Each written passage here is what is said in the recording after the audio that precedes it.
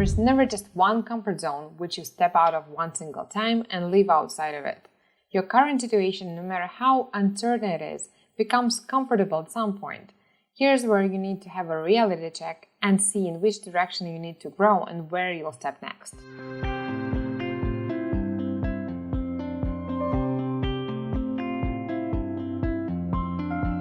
Hey guys, I'm happy to welcome you to the new episode of my podcast. This episode will be a solo one, meaning I have no guests and I'll share some of my thoughts and experiences with you. Before I begin, I just wanted to express the gratitude for you to trust in me with your time and attention. Also, I don't know how about you, I feel that I'm falling in love with the audio format of information. It's just so respectful of your time and other things that might be going on in your life. You can listen to audio while multitasking, while driving, working out, walking somewhere, and that's my favorite when you're editing photos in Lightroom or Photoshop. That's why I've decided to create more podcast episodes and even convert some of my blog posts published on Dasha Pears-r.com into podcasts. Hope you enjoy those. So, today I want to talk to you about comfort zones. Have you ever thought on what your comfort zone is? And now maybe you think to yourself, right, another comfort zone stuff. I know. It has become such a buzzword that everyone is sick and tired of it already. But let me explain what I mean by it.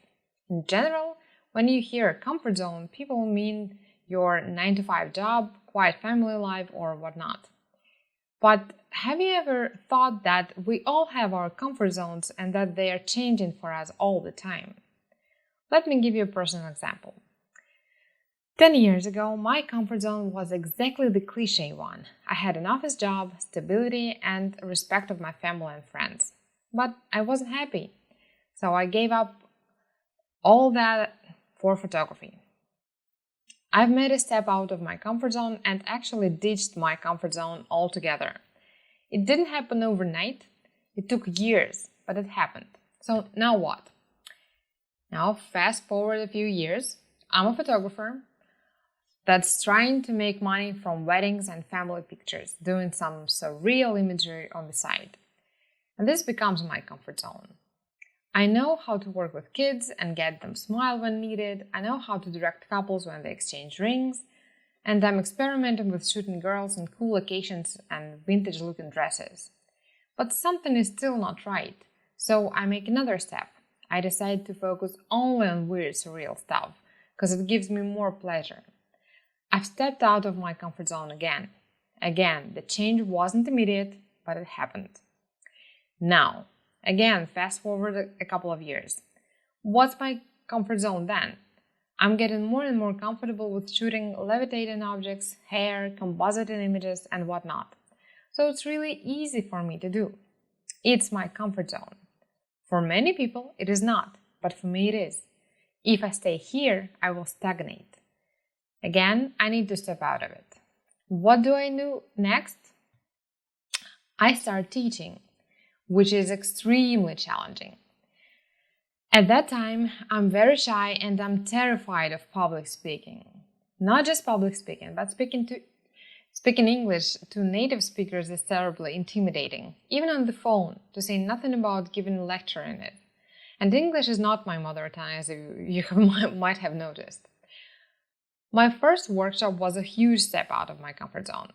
Apart from me talking to my students for 3 hours in a row, I also had to allow other people to see me shoot, which never happened before and was also terrifying.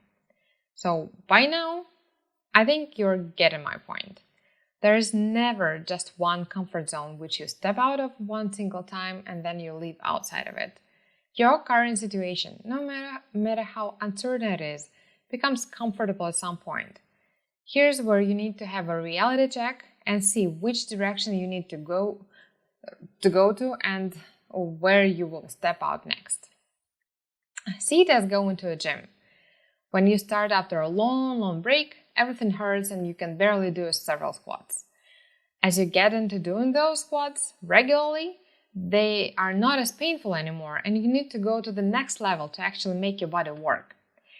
So, Your stepping out might be anything, depending on your art. It might be starting your online sales, or finding collaborations, learning a new editing technique, understanding how to work with different type of light, you name it. So, what's your comfort zone and how will you step out of it? To actually answer this question, I suggest sitting down and writing an actual list of things you want to learn, improve, or change in your art-related activities. This list can contain just a couple of things, in case you don't look too far ahead, which is fine, and it can be very long. But don't get scared right away if your list seems too long. It should be, especially if you're in the very beginning of your journey. Now the time comes to make an assessment of all the areas you want to grow in, and then comes a crucial point, prioritizing. Yes, prioritizing.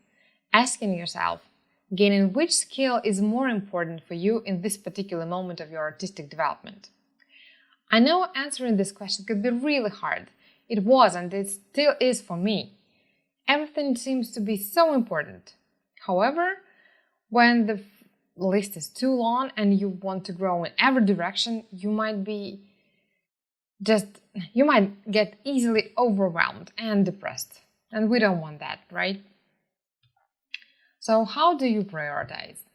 I'll share my experience and maybe it can work for you too. I set a few goals for each year. Then I check if things in my stepping out of my comfort zone list are aligned with those goals. Some of them are, some of them not so much. It means that I will have to prioritize the most crucial ones that will be definitely aligned with my goals. If the new skills I want to acquire are nice to have but are not crucial at the moment, I won't reject them completely, but still I'll simply set them aside for the future. This is what happens with me getting a finished driving license, for example. I need it. It will give me more freedom for moving around my city, country, and abroad, but it's not that crucial for being a better photographer and educator. So it's still waiting for its turn. So I think you get the point. I hope you find this information on how you can never stop growing useful. Now the question to you is, what's your current comfort zone and what's the first way to step out of it that comes to your mind? Let me know in the comments below. And if you like this episode, please shoot me a direct message on Instagram saying what was particularly helpful to you. And I'll talk to you soon. Take care, guys.